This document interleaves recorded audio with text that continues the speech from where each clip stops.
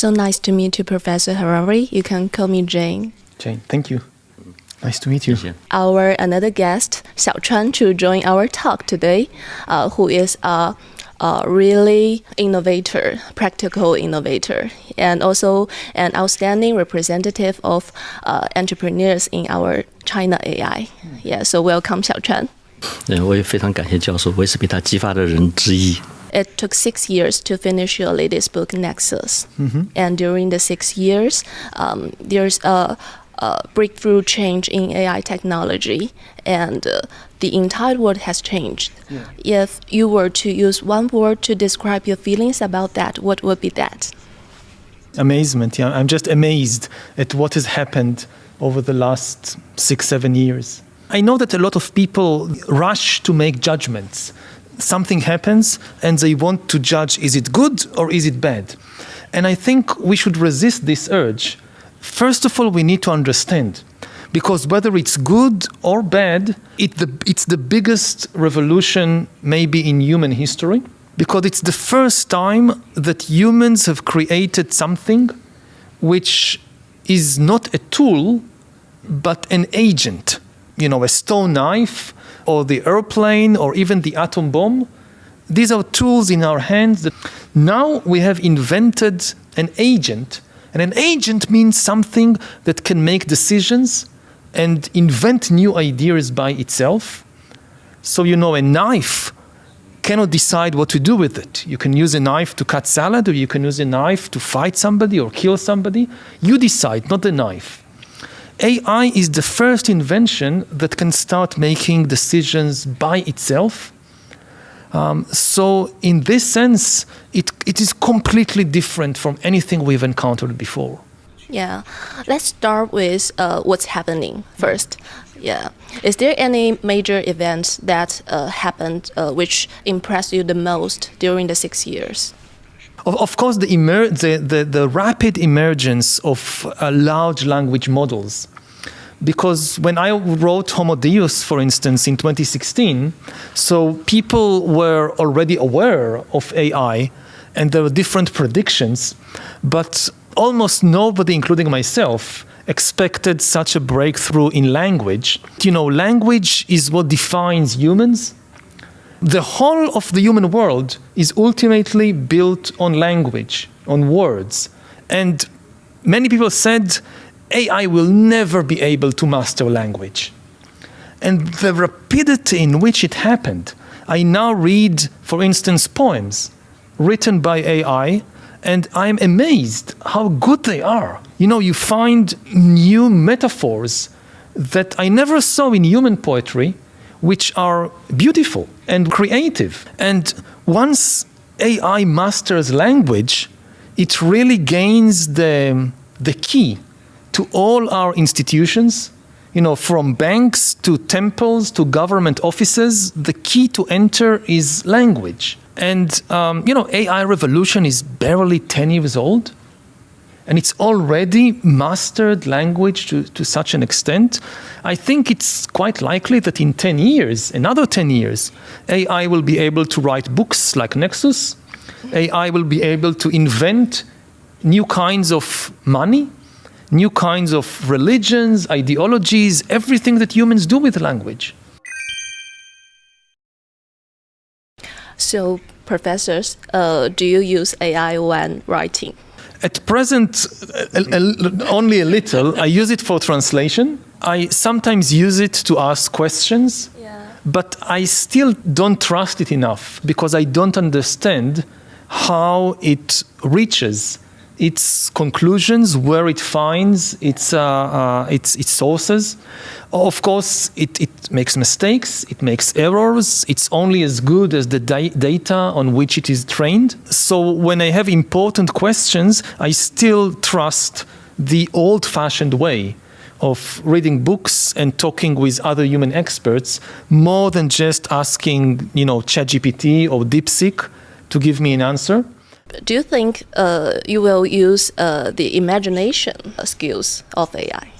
I think it's coming for all of us. Yeah. Because the human imagination is limited. I published Homo Deus in 2016, just around the time that the famous Go game between AlphaGo and Lee Sedol, and which many people regard as a turning point in the AI revolution. And the amazing thing about that game wasn't that an AI defeated a human champion. This also happened with Kasparov back with Deep Blue. It's the way that AlphaGo won, because it played moves, it invented strategies that were completely alien, like beyond the human imagination. So tens of millions of people in East Asia, in China, in Korea, in Japan, played Go for more than 2,000 years. Entire philosophies developed around how to play Go. It was seen as a kind of mirror of life. The philosophy you use to play Go is like the philosophy you use to manage your life. And people thought that over 2,000 years, we have explored all the different ways to play Go. And then AlphaGo came, and within a few hours or a few days, it not just became better than any human, it discovered completely new ways to play Go that didn't occur to any human player for 2,000 years. So I sometimes imagine the landscape of Go like a planet, that humans were stuck on one island in this planet of Go for 2,000 years, thinking that this is the whole planet, but we don't know anything else.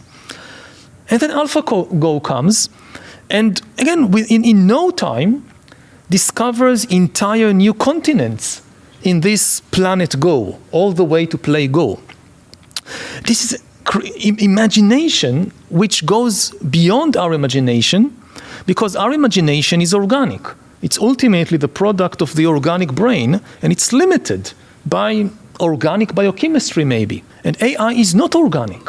It's not limited. It's a very primitive AI. AlphaGo is like the first generation AI. Very, very primitive. And still it could go beyond the human imagination. Now, I expect similar things to happen in much more serious fields than just playing games. The latest Nobel Prizes in physics and chemistry went for the development of AI. So in chemistry, like in protein folding, AI already exhibits far more creativity in a way than human scientists.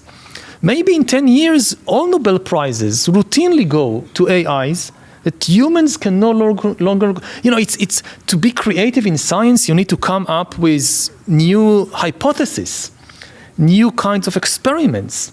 And again, maybe we are stuck on this scientific island, and AIs will come up with entirely new scientific theories and models and experiments. And the same is likely to happen in finance. Of course, there is a dark side to it. The same could happen in warfare.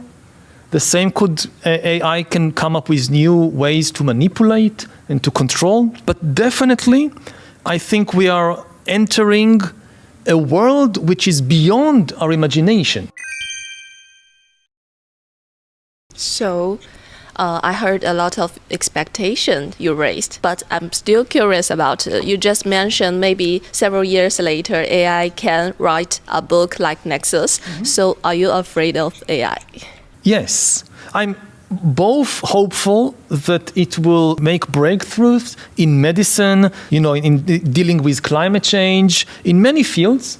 And I'm very afraid it could also turn against us, that we will simply lose control of our future. And if we don't manage this correctly, we could be enslaved or even exterminated.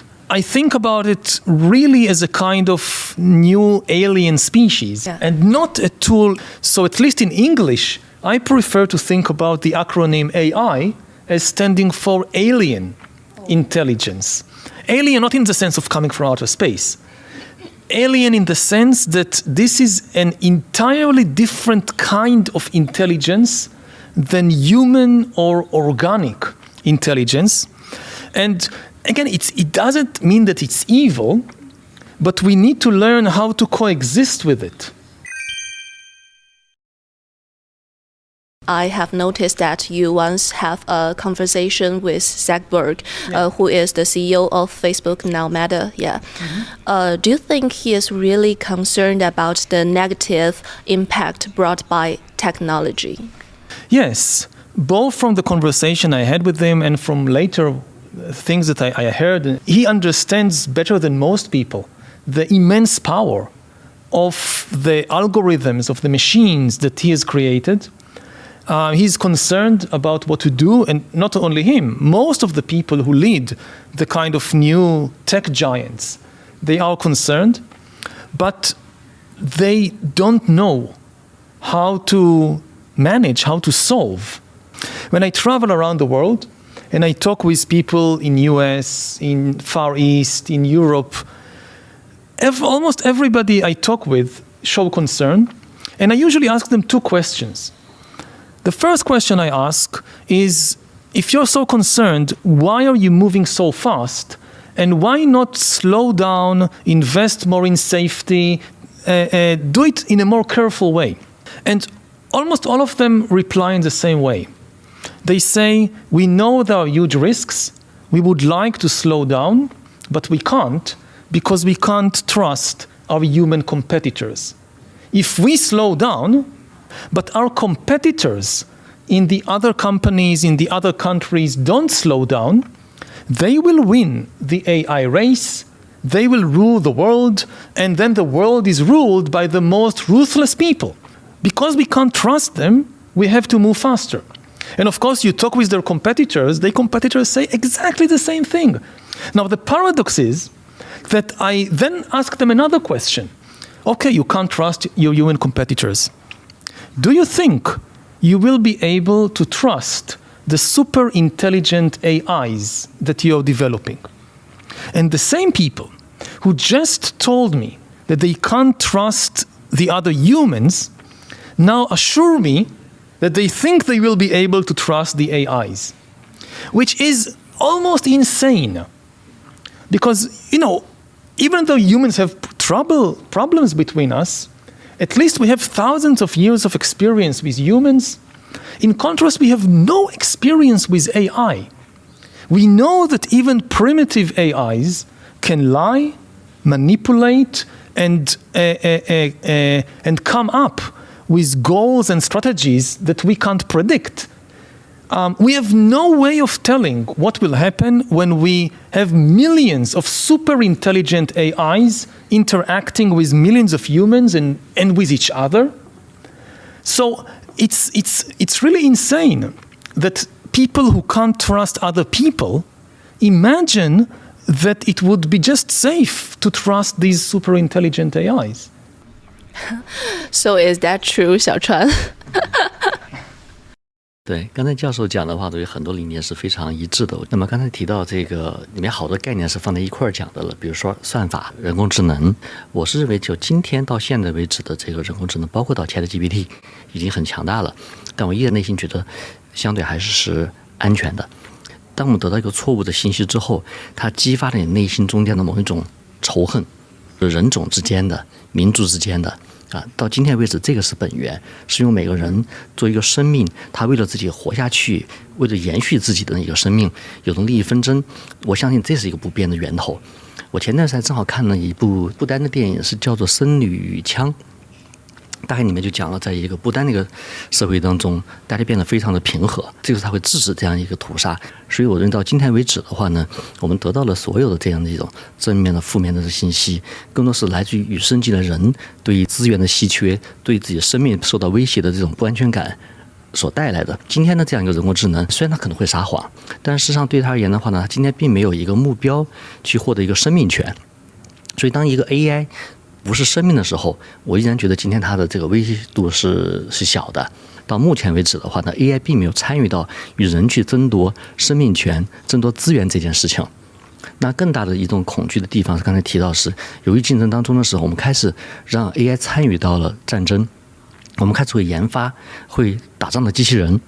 那看着无人机现在开始不用人驾驶了，那么这个时候我们就给它设定目标，还是它有个活下去的欲望，它需要躲避子弹。把一个机器人你要泼它成水的时候，它可能就会躲开；你要拔电源的时候，它就会跳起来。说一旦给 AI 赋予了这种生命去延续的力量的时候，那这个时候会变成一个更加恐怖的世界。所以我觉得到今天为止的话呢，我心中觉得是安全的。After hearing all of your talk, I think the problem is does the business organization encourage the algorithm to press the hatred button? I think it matters. Both Zuckerberg and Yiming Zhang, our Chinese entrepreneur, the founder of ByteDance, they are both technical neutrality. So I'm curious, Professor, are you an opponent of this view? What is neutrality in this? They think the skills takes its own responsibility. I know that people in high tech, they sometimes have this misunderstanding of information, that they think, okay, we just need to increase the speed and the amount of information in the world and have a completely free market of information, and the truth will just come out of it. But if this is what you meant, this never works like that in history, because information is not truth. Most information in the world is fiction and fantasy and lies and so forth, because first of all, the truth is costly, whereas fiction is cheap. The truth is often complicated because reality is complicated, whereas fiction can be made as simple as you would like it to be. And the truth is often painful, unattractive, whereas fiction can be made as flattering as you would like it to be. So in a completely free market of information, the rare and costly and complicated truth will be inundated, will be flooded by enormous amounts of fiction and fantasy and lies. If we want to get to the truth, neutrality is not enough. We need to develop costly and special mechanisms that will search for the truth and give it help. This is what we do in science. We don't just wait for the free market of information to discover the theory of relativity or to discover the facts of history. The truth will not come out of it. So what do you think is the most important issues while entrepreneur using AI? Maybe to give one salient example, I met my husband on a social media platform, one of the first social media platforms, 23 years ago. So the social media gave me this wonderful thing in my life. So I'm not against people using social media to connect online. I'm aware also of the negative or dangerous side. As an entrepreneur, people usually think mostly about the positive side. First of all, because they need to convince the investors and they need to convince the public to invest in it and to support it. Secondly, because most entrepreneurs, they really have good intentions. So they focus on inventing something, thinking about their good intentions. They often don't think what other people might be doing with my invention for completely different purposes. There is the famous story of Alfred Nobel, who afterwards used the money to start the Nobel Prize. He invented dynamite, thinking that it will mostly be used to, blow up tunnels and build roads and make construction more easy.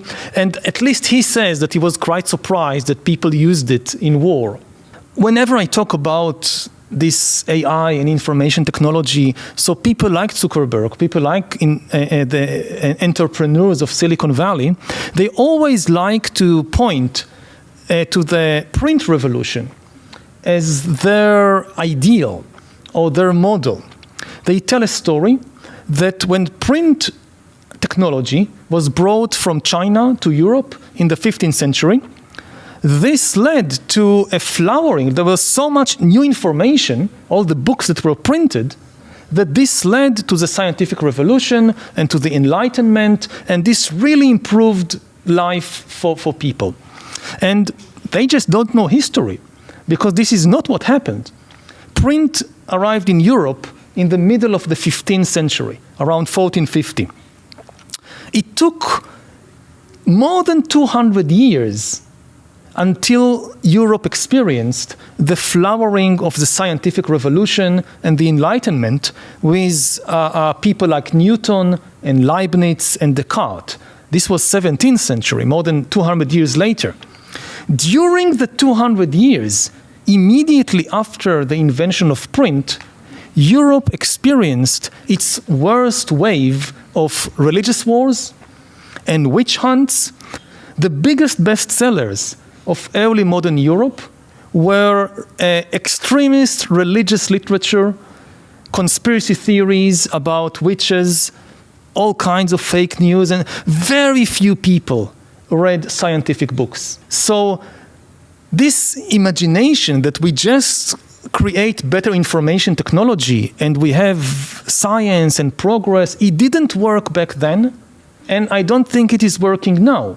What really ultimately led to the scientific revolution was not the invention of a technology like the printing press. It was the invention of new institutions like academic journals and academic scientific associations that did the very costly and complicated process of telling the difference between reliable information, which was a very small part of the information that was being spread, and unreliable information, which was the majority of information. Let's talk about your life stories, because I think what we have experienced shaped our view of future. And Professor, you always concerned about the future in your past book, and you always raised a challenging question, which I do admire. While Xiaochuan is a real technical optimist, so please excuse me for categorizing you two as optimists and pessimists. So I wonder how your identities, experiences, and personalities shaped your perspective about future. Maybe Professor first? Yeah, so for me, first of all, I'm a historian, and my expertise originally was in the Middle Ages, which was, at least in Europe, a very dark time, full of religious wars and massacres and persecutions. So maybe this gave me a not very optimistic view of humanity. But more importantly than that, one big thing that happened in my life 25 years ago is that I began to meditate. I learned meditation from a teacher called S.N. Goenka, Vipassana meditation. It's a Buddhist meditation, and it really changed my perception of the world.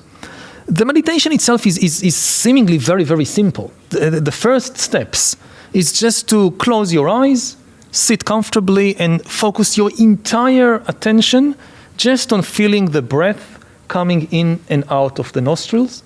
And I went to this meditation course during my PhD studies in Oxford. And I thought I was a very smart person, and I couldn't do it for more than 10 seconds. And suddenly, some memory would rise in my mind, some fantasy, some thought about the future, and it hijacked my attention, and I started rolling in this fantasy or memory for 2 minutes, 5 minutes, until I remembered, hey, I'm actually meditating. I'm supposed to be observing my breath. And this happened again and again. And I realized two things. First of all, that I have no control over my mind. Again, I thought I was such a smart person, and I have no control of my mind. Secondly, that the mind is like a factory of fantasies. I'm sitting, closed eyes, breath going in and out. I'm breathing every moment. But the mind can't focus on it because it is being hijacked by fantasies about something which is not real. And this is what happens all the time to minds, to human minds. And if I can't observe the simple reality of my own breath, what chance do I have of really observing the reality of the political system, the economic system, or other big things in the world? So This is why in all my writings and research, I focus so much on fiction and fantasy as the most powerful force in the world. The basis of human history is not intelligence. It is fiction and fantasy. And this also colors my approach to new technologies like AI, and it will investigate reality. My fear is that it will just create much, much bigger fantasies. That either it will spread the fantasies of human beings, or it will create entirely new fantasies. So this experience, I think, colors my approach, both to the past and also to the present and future. Maybe Xiaochuan shared. 对，我觉得跟教授是有截然不同的这样的一个背景，但最后很多想法最后能够走到一起，还是很惊讶的一件事情。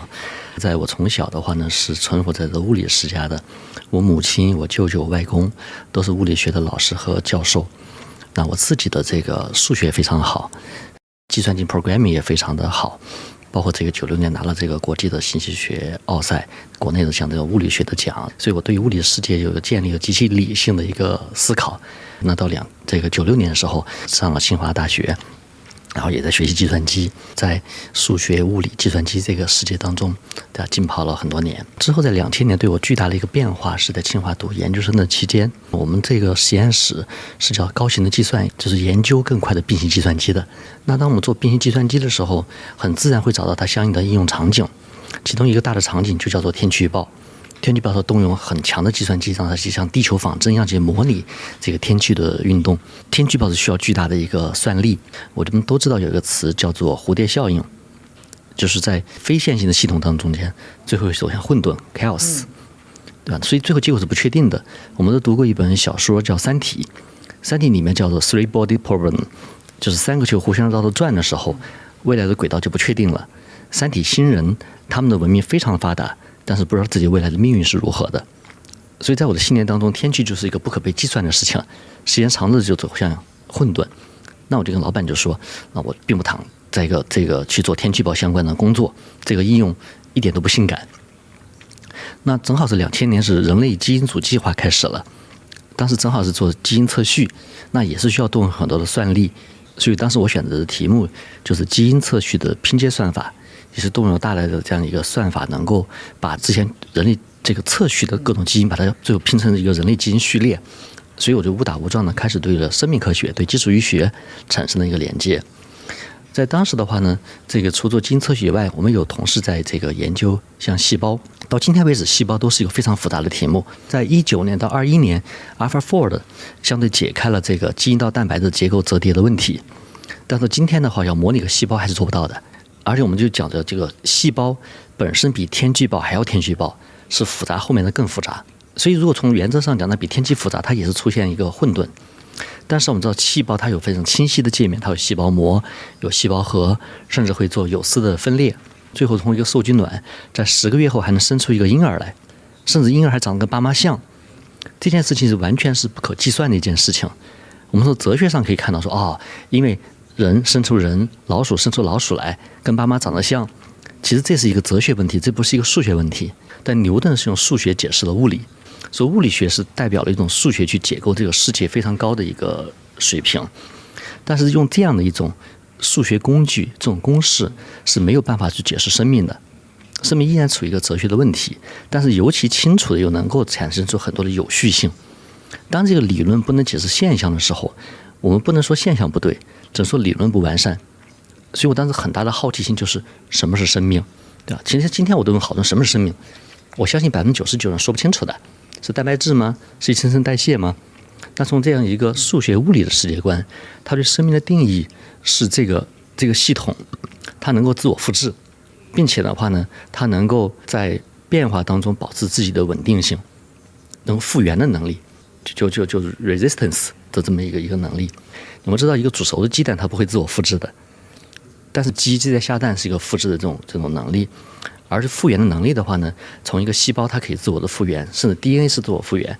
一个人的话，如果人另外要杀你的时候，你还会逃跑，这种复原是非常高的一种智能。当我们用这个2条法则去判断生命的时候，我发现它脱离了我们一种生物学的循环定义，但同时又能够对于这个生命在本源里面有非常好的一个简单的规则去定义它。我是非常信仰这样一个定义的方式的，所以它脱离了数学、物理、化学，是在信息论的方式来定义了生命。那之后的话，作为一个理性，我就突然间想明白了一个问题啊：如果我是一个生命，那我的细胞是生命吗？细胞也会自我复制，它也有复原的能力。那 DNA 是生命吗？ DNA 的模板上一个地方断掉之后，以另一个模板它会重新也复原。那之后我就想到，如果体内有生命，我体外有没有更大的生命？当时也接触一些社会学的这些书籍，然后在看的时候的话呢，突然想明白了一个道理：其实一个民族或者一个国家，它也是有一种类似生命的这种形态的。它为了是维持它的稳定性，它会制定各种秩序，有道德，有法律，也维持它自己的一个稳定不被破坏。公司也是个生命，一个公司要活下去，比如说公司臃肿了，就像人肥胖一样的，这个你需要裁员，甚至公司中间一些人能够离开这个公司之后创建新的公司啊，也是一种播种的这样一种能力。所以重新建立一种新的审美之后，我以生命的方式来重新认识这个世界，就完全脱离了物理学的这样一个背景。在物理学的世界里面，看到世界好像是非常的有规律，非常的精准，但是你没法预测5年后、10年后、100年后的变化。我们把一个苹果放在地上，那可能5年后它长什么样，你可能它就被细菌吃掉了。但生命反而代表一种生生不息、延续力量，它走向熵减的。因此，物理学代表了精确，最后走向混沌，而生命看似混沌，走向了熵减。这使得我重新建立对世界的认识。所以，当我看到一个国家的一个总统他的想法的时候，你都会看到他实际上是一种活下去的这样一种欲望。你都理解它都是一种生命的力量。但从这个维度的时候，把很多复杂性就变得非常的简单了。因此，我开始建立了我对一个大生命的这种尺度的理解，甚至包括我是谁，那我与这个世界的关系，找到新的一种解释的方式。这是铸造我后来的这么一个大世界观。甚至我们当时记得看到这个有一个皮克斯的电影叫做 Coco， 中文叫做《追梦环游记》。追梦环游记，他对生命的理解，什么你死掉，不是你肉身的死掉，是被你的最后一个记得你的人忘掉了，你就真的死掉了。所以这很有意思，就是当你对世界还有改变的时候，你就是活着的，每个人都会死掉。那我们怎么延续自己呢？那我想一种做法是生孩子，但有些人的话呢，会创建一个公司。像乔布斯，他通过公司能够延续他自己的这样一种生命。那第3个重要的关键词就是语言。从2003年开始，我当时这个是在做搜索引擎，就开始在做语言相关的工作。后来我们做了搜狗的输入法，当时我就特别想强调 AI 怎么能够帮你去写文章，或者帮你去回答问题。只是在那个时代里面 ，AI 是做不到的。2016年到来的时候，当时 AlphaGo 来了，我会非常的兴奋。从95年的这个深蓝到2016年的 AlphaGo， 我是精确预测了这个机器能够赢的。我在知乎上有2篇帖子，一篇帖子就是在2月份的时候，当看到的 AlphaGo 论文之后，我讲它能赢，因为我是一个 AI 狂热的这么一个爱好者。之后的话 ，AlphaGo 赢了之后，我又写了篇文章，说是这个 AlphaGo 的这样一种做法，其实重演了一次人类的进化史，就是2000年来怎么下围棋的这个过程 ，AlphaGo 它自己就学会了。甚至来讲 ，AlphaGo 可能跟人的走棋规则不一样，就像生命进化一样，对我们的一个哲学思考，究竟从围棋的这个一个人类的这个进化里面，跟 AlphaGo 有什么异同，也能看到人类进化的这样一个区别。但那会儿我也知道，虽然非常大家觉得这个启蒙 AI 到来了，但是毕竟没有解决语言的问题啊。我甚至当时想，如果是一套语言系统，它能够你输一句话的时候，它能自己把它翻译成一个短语，或者一个短语只能翻译成一句话，这个能够解释所有语言的这种现象，那我就当时就理解强人工智能就会到来。因此我在18年的时候又写过一篇文章，叫《当机器掌握语言，强人工智能就到来》。这是18年我的一个思考。到19年，我就决定把公司卖给腾讯，就是还没看到这个 AI 被突破的这样一个前景。21年的话呢，终于完成了这样一个交易。所以到22年底10月份 ChatGPT 发布之后，当我一旦用到了 ChatGPT， 我就觉得已经变天了。语言真的变成了数学问题，语言被掌握了。所以我很快在圈子里面就强调，人工智能 AGI 到来了。我相信人工智能当时的话呢，在23年初的时候还有很多争论，到底是不是强人工智能啊？很多的我坚定是到来了。我说那也不关键，智力是藏在语言里面的。我的语言有特别大的一种情感，因为我们的智力本身是类比和推理，而语言就是人类类比和推理的这么一种符号。那之后我也预言还有2个东西也是跟语言一样强大，一个是数学语言，数学本身也是一种类比和推理的工具，还有是代码。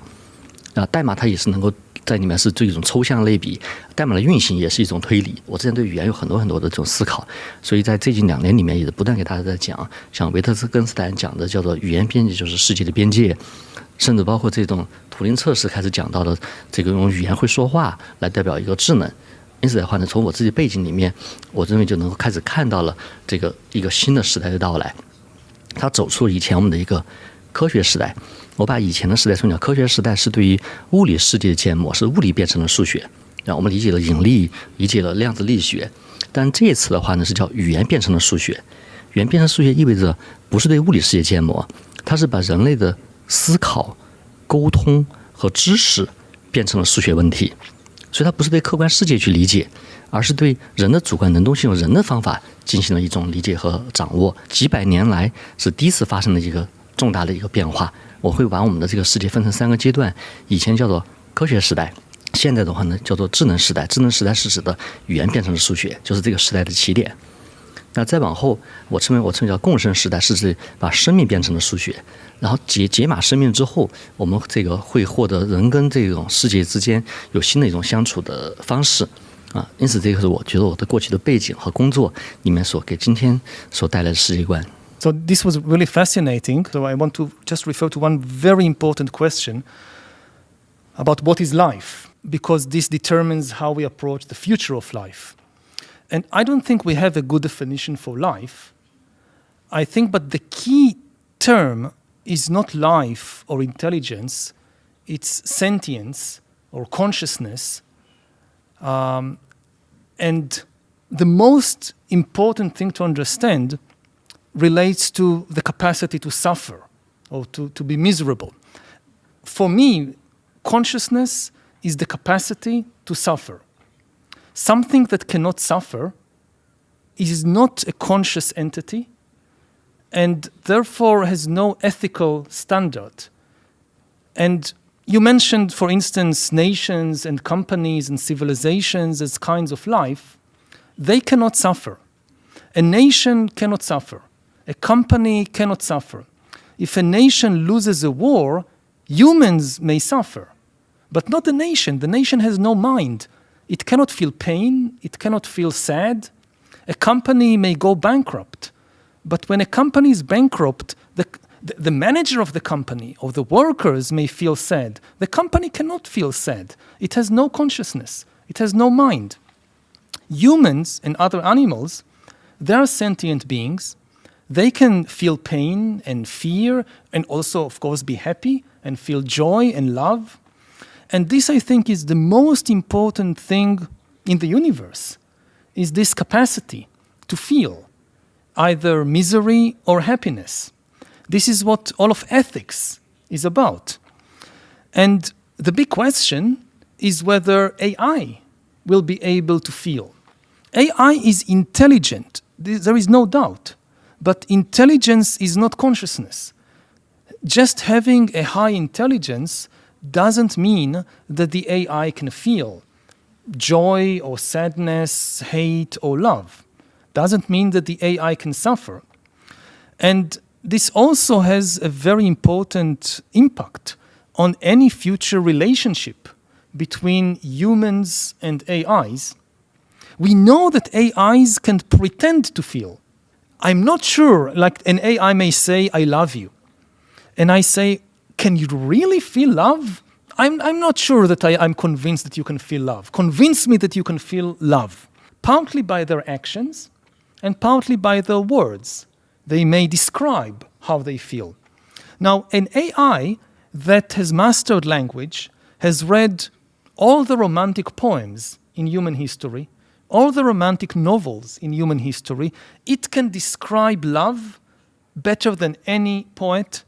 It can convince us, and it knows us personally, it can convince us that it loves us. But maybe it's just mathematical code. A real relationship must be two-sided. So the big question, I think, for the future of AI and human-AI coexistence is, first, whether AIs will develop consciousness and feelings, and secondly, how would we be able to know whether they actually feel things or they just manipulate us into thinking that they feel things? 教授的这个观点呢，我同意一半。我认为今天的人工智能是没有这个 consciousness， 就它没有 suffer 这样一个事情的。但我源头就因为它不是生命。今天的这么一个智能，它没有一个活下去的欲望，所以它没有这种恐惧，没有这样一种欢乐，就没有这样 purpose 在后面。未来会有吗？未来如果我们做了这样的一个军用的机器人儿，所以我先同意半，今天是没有的。但人是否有着 suffer 这事儿的话呢，也是重大的一个哲学问题，甚至叫他心问题。就是我只知道我自己有痛苦，但别人痛苦是真的有痛苦还是装出来的？这样情况下是无可得知的一件事情。我们当然可以测它神经元的这种变化，去通过这种神经元的变化去感知它，这个某个神经元被激活了，所产生了这样一种痛苦。那如果以这个为标准的话，这个 AI 最后变成富有生命之后，它的神经元可能也同样被激活。今天我们越来越发现了大模型所带来的神经元网络结构里面，它的特征已经跟人的大脑是越来越像了。哪个区域是一些跟记忆相关的，哪些区域是跟这种活动相关的？所以我认为，生命而言的话呢，它确实是带来有痛苦，但痛苦并不觉得是生命的本质。也许它有痛苦，但是我们不知道它有没有。中文讲子非鱼，焉知鱼之乐，对吧？所以这件事是一个不可求证的问题，所以它不是个科学问题，它是个哲学问题。因为痛苦这件事情就不是属于科学范畴的事情。I ever interviewed Kevin Kelly. I know you know him too. One of his viewpoint is we human being always afraid of losing control, but he thinks we may allow that to happen. So what's your opinion? Do you think we will find new order during the so-called loss of control? Well, it could be dangerous. Other animals lost control and we destroyed them. Like you think about the cows and pigs, they lost control of their lives, and they now live very, very miserable lives because we control them. And it's a huge gamble to just lose control and give AI control of our future. Maybe they destroy us, maybe they treat us like we treat the cows and pigs. So I would be careful before we rush to give up control. I just heard the two great brains shared their opinions. I'm wondering, ever since 2016, you have many opportunities to meet some scientists and entrepreneurs and political figures. And these three types of people, however, is more near to the decision of AI development. Can you share some stories of your conversation with these three types of people? What are they paying more attention to? Well, some of the conversations are online. The private conversations I will keep private. I would only say that people talk differently in public and in private. In public, especially if they have a public role, like politician or like entrepreneur, they have to be very careful about what they say. In private, they are often far more concerned and afraid of what is happening than what they express publicly, because they don't want to alarm the public too much. Scientists have the easiest time. They can speak more. As I said before, I ask almost all, especially the entrepreneurs and politicians, I ask them these two questions of why are you moving so fast and can you trust the super intelligent AIs? And almost all of them are caught in this paradox of saying they cannot trust the other humans, but they think they will be able to trust the super intelligent AIs. So are you satisfied with their reply? No. No. Why? Because I think that if you cannot trust if somebody tell me I trust humans completely, then I can also say or understand why you trust AIs. But they don't trust the humans. And if you have deep suspicions of human beings, it's very strange that you have such confidence in an alien, non-organic type of entity that we have no experience with. You know, for many animals in the world, Cows and pigs we exploit because we want their meat, we want their products. Many other animals we harm not because we want to exploit them, just because we don't care about them. Like maybe we destroy the forest in which they live in order to build a new highway or whatever, and we don't think about them even. We can do it simply because we're extremely powerful. And one of my fears is that the same will be with AI. It will not necessarily want to exploit us or to destroy us, but it wouldn't care about us very much. Yeah, Professor, you have an important perspective that we should not compare the current AI revolution to the industrial revolution. That coincides with Xiaochuan. May Xiaochuan will explain us why you think AI is anti-industrial revolution. 我们每次工业革命都对这客观世界在物理学上有一次重大的突破，包括能源的掌握，开始有了这样有内燃机，然后到最后对信息的掌握，有我们的这样互联网的革命。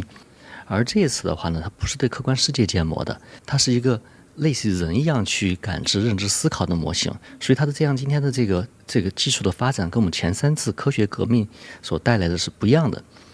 那从现象上讲也是，以前科学革命带来之后的话呢，是生产力的一个提升，并且话社会分工会变得越来越细。工业革命虽然带来了很大的物质财富的发展，但是人变得更加的渺小了，大多数人其实变成了牛马，只像螺丝钉一样的活在这个世界上。而这次智能革命的这个变化，刚才强调了，它是对于人类行为的一种掌握或者模仿，那么使得往下我们第一个现象，社会分工会变得越来越少，而不是越来越多。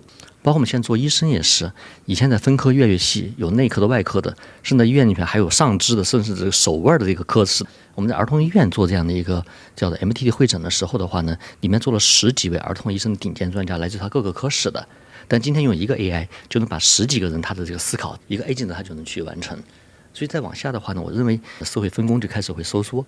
这是可预见到的一个未来，每个人可能是从原来变得更加渺小，现在可能一个人也会变得更加的强大。这是我认为这个时代所带来的一个变化，它就不是一个工业革命。Are you agreeing with that? Well, the main difference for me is what I said before. In Industrial Revolution, we invented tools like steam engines and trains and cars and so forth. Now we invent agents. So previously, all decisions were made by humans about the use of industry. Now, increasingly, AIs will decide and will invent. And the main lesson, I think, from the Industrial Revolution, which is still relevant, is that even if technology is ultimately beneficial, industrial technology ultimately, in the end, created a better world for humans. But the problem is not the destination.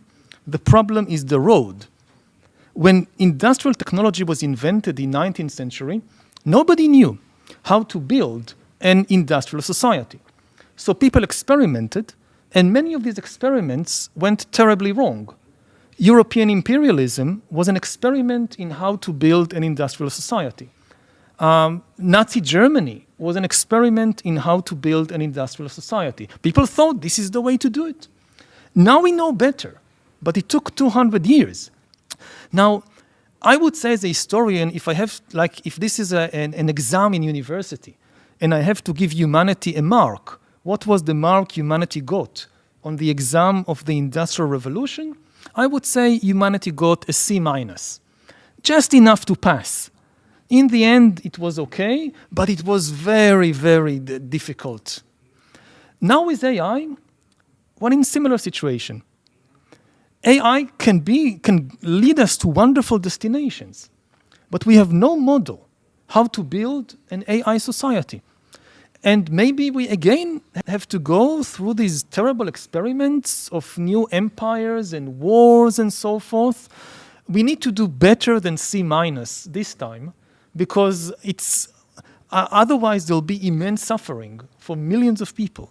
Yeah, I'm curious about how to beyond the C minus. Let's talk about that. Just as Xiaochuan mentioned, actually, his company is building. My understanding is a doctor agent, right? So just as there's a good doctors and bad doctors among the human doctors, and how can we ensure that the AI doctors cannot be bad doctors, morally? 其实当我用好医生、坏医生的时候，就已经赋予它过多的含义了。因为我们今天招医生是他一个目标，就是让人变得更健康。他不是一个自己有生命、他自己有自己欲望的这么一个 agent。所以这种情况就像我们做无人驾驶的样子，然后我们很难去想象一个好的无人驾驶、坏的无人驾驶，他就天天琢磨出怎么去撞车，把人给搞死掉。所以这里面我们认为，今天在现在只要不赋予 AI 生命的时候，它都是相对可控的。我让他成为好的一个工人，他是一个好工人，他是一个医生就是好医生，这是由他的这样的一个算法底层所决定的。如果他做的不是好医生，我认为更多是因为我们今天人类对医学的认知不够。所以今天我认为在当医生的时候，当用好坏去判断的时候，我们可能已经过度放大了这样一种恐惧，是对这算法的本身的不理解，或者是人的一种自大。因为人类医生来讲的话呢，坏医生肯定比机器医生会多很多，因为人有更多的欲望，他甚至为了这种自己利益，所以他有可能是这个不一定做善良的事情。AI 刚才讲没有痛苦、没有情感、没有欲望，所以大体上我认为 AI 的医生会比人类医生这个会更加的善良和更加的这个工作有效，因为他的欲望更少一些，是吗？是啊。那关于刚才教授提到的问题，就是我们怎么样能够做到比工业革命人类的 C 减的表现更好一些？对，这是很难的一个问题。其实我们通常都好心办坏事儿。交通很发达的时候，我们说世界是平的，就好像代表了一个更加美好的社会。结果发现，这个呈现一种新的阶级，富的人更富，穷的人更穷，全地球变成更大的一个金字塔。所以这里面是否能够变成更好的一个社会的话呢，确实是有他自己的压力的。我能相信今天找医生是一个好的事情，是能让大家身体更健康，能让大家精神更自由，这个可以做到。身体更健康，甚至我们可以用个词叫做生物自由。以前我们提过词叫财务自由，不会因为没钱带来一种不自由，但身体变成健康，我觉得这件事情是可以到来的。所以我觉得我尽力能够使得我自己所工作的环境里面是更好的，但基本上也会有一定风险。比如说，如果每个人都能活成200岁到500岁，可能这个社会会带来新的问题。所以这个来讲，我们只能一步走得开。所教的刚刚讲的 C minus， 对吧？这是什么到60分这事儿，我确实这事儿没有那么强的信心。从整个这个社会而言 ，Professor, you have an opinion that what makes a technique really out of control is the centralization of power, and I want you to give some suggestions to those who have the power to influence the development of the whole business world. So I think that the two important things. First of all, if all the power is just in one company or in one place, like just one company produces all the AI doctors, and this company makes a mistake, then it's all the AI doctors. So it's always good if you have several different ones, and maybe this one doesn't do very, very good doctors, but the other one will. So it reduces the risk of getting a C minus. And the other thing is self-correction. That this also we see in biological systems, that it's very important that a good system always has a self-correcting mechanism. Like, how does a child learn to walk? He tries to walk, he falls down, and then step by step you learn how to walk. Even as an adult, when I walk, there is constantly a self-correcting mechanism in my brain. I veer too much to the right, it corrects me. Too much to the left, it corrects me. We need the same thing in technology. The most important thing for an AI, any AI doctor, AI soldier, is to be aware I can make mistakes. So I should not be too confident. I should, if I am in doubt, I should just say, I have doubt. And I should be open to admitting and correcting my mistakes. We have to be very careful and train them to be aware that they might make errors and mistakes. Yeah, to avoid centralization and avoid arrogance. Don't centralize it too much and avoid the fallacy of infallibility. that you think or the AI thinks that it is infallible. That's always in human history. The worst things happen when somebody is convinced that they never make mistakes.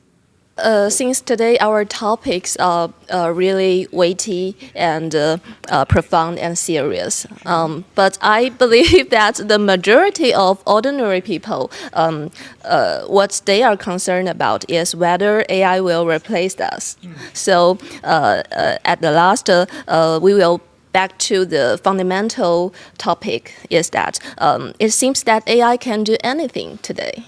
Is there any irreplaceable values of human being? What's your suggestion? Again, consciousness and feeling. With regard to intelligence, I think the game is over. That anything which is just requires intelligence, from playing Go to diagnosing disease to doing medical research, it's just a matter of time before AI does it better than us. But intelligence is not consciousness, is not sentience. And at the deepest level, what really matters in life is consciousness, not intelligence.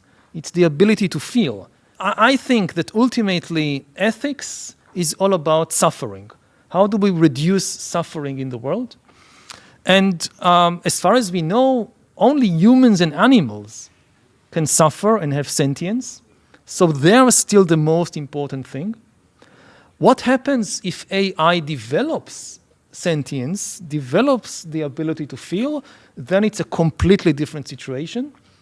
And again, the big problem is we don't even have a way to know.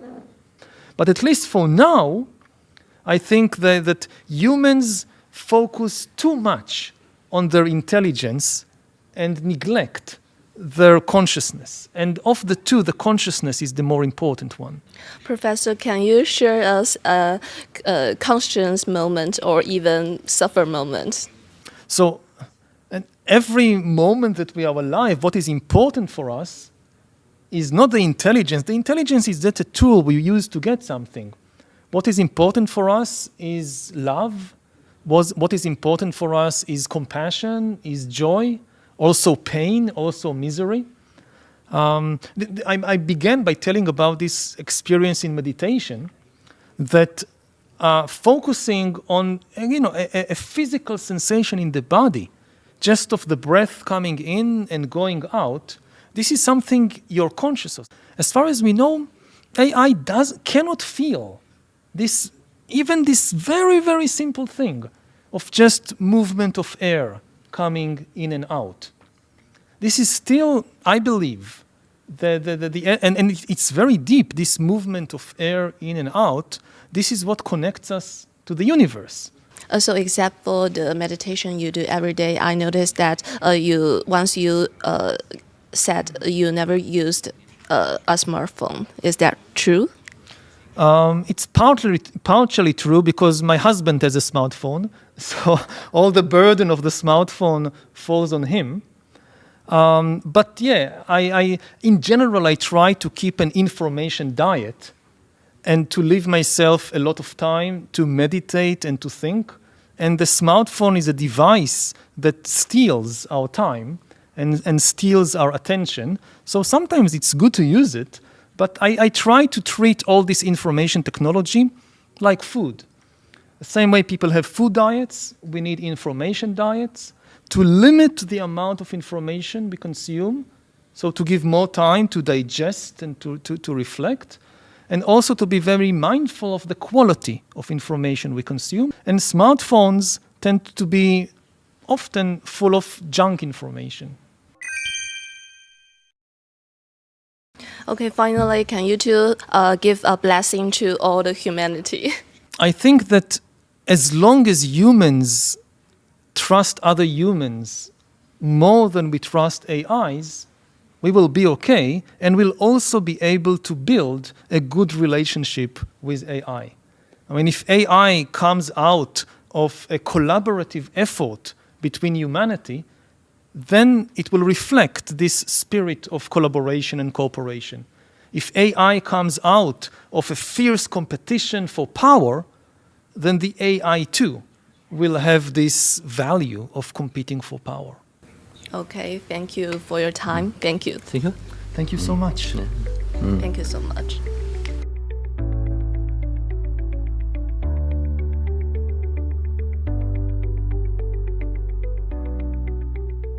赫拉利教授因为时间的关系，所以先离开了我们录制的现场。但是我还有一些问题想追问小川总，所以很感谢小川总的时间哈。要不先从刚才聊到一半的医疗 AI， 可不可以给我们更多的细节？做大模型，其实大家就是它是一个 agent， 或者我们就是在造人，对吧？像人一样思考能沟通。这里面的话呢，对我而言，我觉得非常性感的一件事情就是去造医生。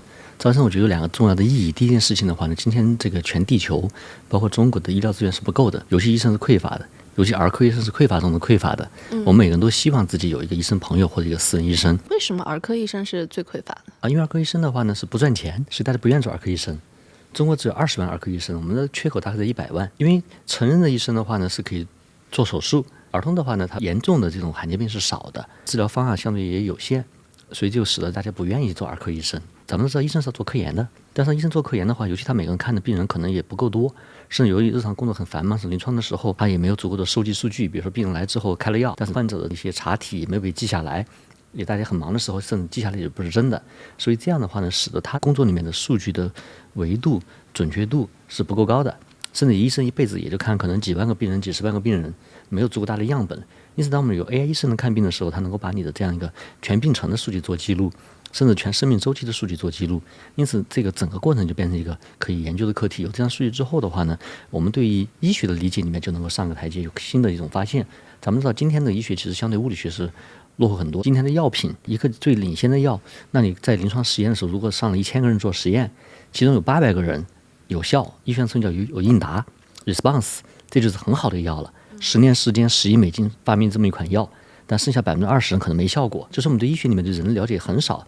那有可能是今天你吃的有效，明天没效，这个男人吃有效，女人没效，你在这个旧金山吃有效，你在成都吃就可能没效，所以里面有太多的数据没有得到观察维度。包括 Anthropic 的 CEO Dario 他就讲，今天 AI 对我们做这个医疗很多时候不是帮助我们只是总结数据，它能够做实验设计，帮我们更好的生产更多数据，去观测更多数据。因此今天 AI 医生就能够一方面是能够去做很多的这样一个临床的服务，但同时它收集数据也帮助我们最后做科研做解释，就又做实验又做理论。对对对，是我们是一个科学的范式，是 AI for Science 的一部分。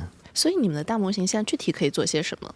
像大模型的话，几个大的功能，一个在院内的时候，它其实已经根据你的这个提供的你的检验检查，对吧？你的这种症状，然后各种这种数据，能够帮你做你的这样一个病情的分析。那么从诊断到治疗原则到治疗结果里面，会给出很多的意见，并且这个意见它是有过程的。我们以前老说 AI 是一个黑箱，对吧？你刚刚说的是这个 black box， 但其实这件事情已经是过去式了。今天我们类似于用 DeepSeek 大家用过的，你就知道说它会有一个思维链，对，过程中它会把怎么思考的过程给打给你看。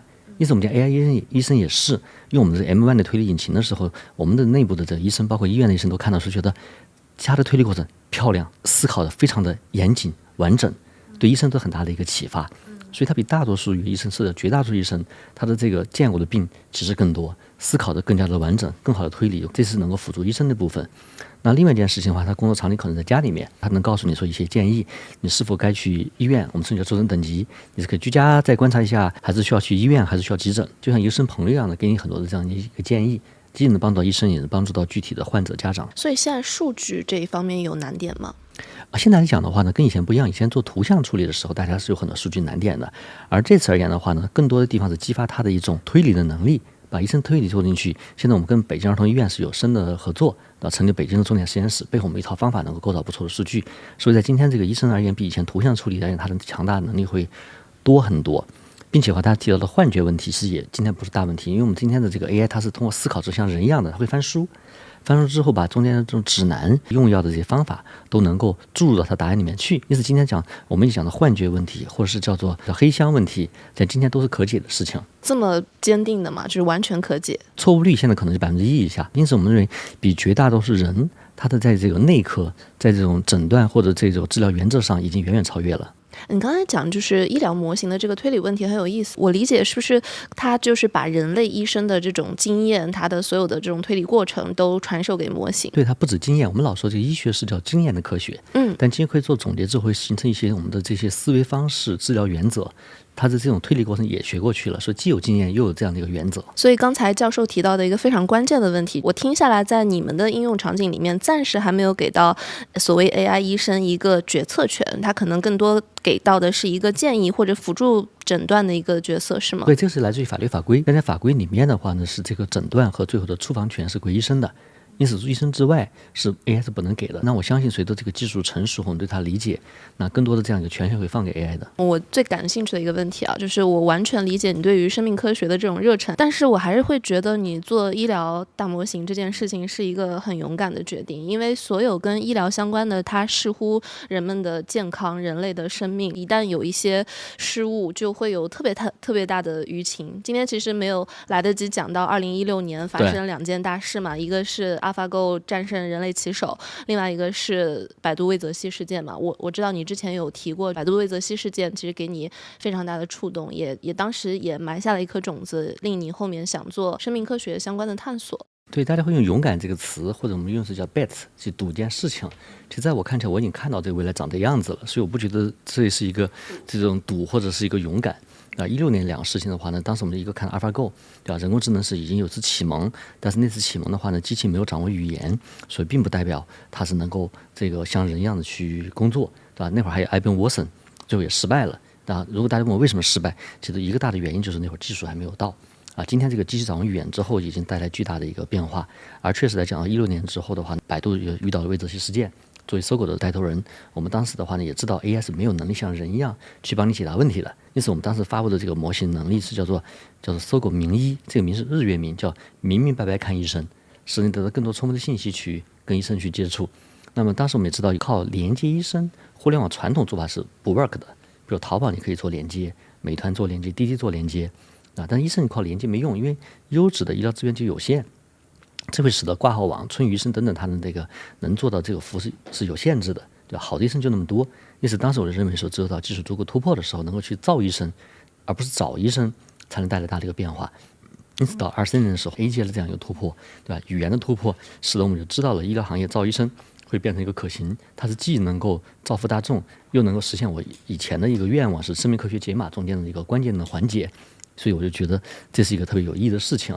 只是在那会儿的话呢，这个在23年的时候，技术还不像今天发展这么快。到了这个25年的时候，反而来讲，这个环境变得更好了。对吧？我们特别致敬像 DeepSeek， 它已经这个很多方向上有它的这种探索，从论文到代码上都有它的这个开源，使得这个整个行业能够在未来做突破时变得更快了。所以照医生来讲的话呢，它的这个进展也会加速。我完全不怀疑就是 AI 的这个技术发展的速度啊，就像刚才教授说的，就是大家都觉得在很快的发展，然后所有的商业机构其实都没有办法停下。这个当中可能一个很值得关心的问题就是我们怎么确立飞速进展的这个技术的边界，因为一旦要落地到应用，我们就需要知道它的边界在哪，就是它能做什么不能做什么，尤其是涉及到医疗这个严肃的话题。对，其实这件事并不是多难的话题，就是医疗讲核心东西叫做评价体系。发论文的时候都知道你的有效性，所以医学统计它都不是一门课，是一个系。如果你把它当成一个药、当成一个器械来看的时候，已经是很有标准的了。只是当这个人来在考虑的时候，那么今天大家还有很多蒙圈的状态，尤其是我跟一些大专家、一些院士沟通的时候，在大家之间的这个信息还停在之前这个叫影像时代。所以当它这个有试点能够落地之后，那么这个过程会非常快的加速。包括我们儿童医院的这样一个合作，我们在这个试点的地方，能够在医院医生指导下真实上岗，真实能够对患者产生作用，真的能够使得你的这个卫生经济学上能够使得这样社会成本降低。那么这个国家政策会相应变化的，这个速度我觉得比无人驾驶可能还会再快一些。试点的这个场景里面具体会发生一些什么？能不能给我们介绍一下？首先呢，我们的医生已经跟 AI 联合上岗了。在医生的使用的时候，在一些复杂疾病的时候，这个系统就会给医生相应的这个建议。那么我们在今年内很快就会把这系统部署到更多的儿童医院，它的一些这些更加偏基层的医院，使得这种医生也能够有这样的一个 AI 小伙伴去辅助他们做诊断。决定权在医生，这是不违规的。再往下的话呢，使得每个家庭里面都能拥有一个你的 AI 的保健的儿科医生，从法规上不能给你做后面的这种开处方治疗，但是能给你相应的建议，甚至这个时候它能跟医生连接在一块儿，使得把这个互联网医疗能跟这种家庭的东西又连在一块儿，整个社会的这种效率都能够大大加速。很多时候你就看到以后的家长就不用带着孩子天天往医院跑了。可以缓解我们的这个医疗资源匮乏的问题。我们国家儿科医生不足，一个我们强基层，大家都到3甲医院去挤兑，使得这样的一个早诊早发现，甚至在社区里面去做，大家变得更健康，对国家的医保开销也能得到巨大的缓解。既然未来在18个月内，我估计会有巨大的普及。这么乐观，18个月。所以训模型和说服应用落地这2件事情，哪件更难？都还好吧。2年多的这个过程当中，有没有让你觉得比较 suffer 的事情？所以这里面的话呢，确实我认为太多的这些人可能有时候叫信仰不够，或者没有看到未来，对吧？有多样的声音，所以不管是这个社会层面也好，甚至包括公司内部层面也好，不代表所有人都能够有这种坚定的信仰，在遇到困难时往前走。所以当时很多时候是叫你先相信，甚至你已经看见了，让你才去实现它。所以我觉得这个，如果你 suffer 来讲的话，是内部的有一些同学，有一些这些员工，他们对事情没有坚定信仰，遇到困难时他就会停下来。这是个我觉得是这个是需要去不断寻找更加志同道合且有信仰的人。所以对你来讲，因为你内心一直有相信，所以你很少 suffer 是吗？对，我不 suffer 这事儿。对，我只觉得大家没信仰，我觉得很遗憾。那能不能分享一个最近应用案例当中让你比较兴奋的？其实之前的话呢，就是上次内蒙古，我们刚刚那个招我们的推理引擎的时候，内蒙古当时一个市医院的一个父亲被诊断应该是脑梗什么的，在医院里住了10几天，医生已经下最后通知，觉得没得救了，女就把他往北京送。过程当中的时候正好有联系，就我们推理引擎就开始做推理，告诉他有3个这个病的可能性，是一种3个鉴别诊断。到了协和之后的话，协和的专业医生一查有4个，其实我们当时已经命中3个了。这次发生在春节前的这么一个事情，所以当时我们已经看到了 AI 在里面能够比一个市级的医院已经会在某些问题上强很多了。这次创业有带给你更兴奋的感觉吗？我觉得会的，就是因为之前头一次创业时候，坦白讲，它是一个这个搜狐公司的子公司，自主性相对有些限制。那另外的话呢，当时做搜索引擎也比百度晚了好几年你做了一个并不是世界需要你的事情。对，到输入法来讲是叫做无心插柳，所以能做一个世界需要你的事情会变得特别的重要，不在你多牛。这个时代给了我们这种机会，而医疗是时代所需要的。